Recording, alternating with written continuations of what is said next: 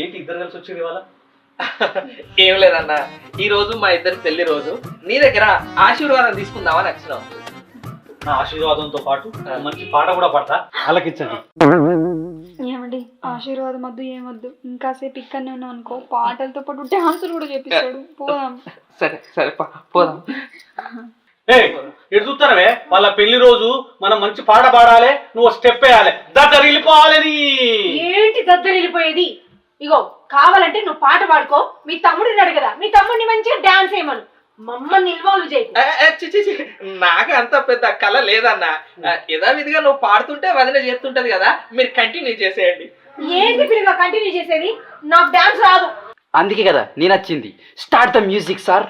మీకు ఇష్టమైన పాడవండి, డాన్స్ ఏదో నేను నేర్పిస్తా. అంతేనంటావా? అంతే కానీ తీసుకో.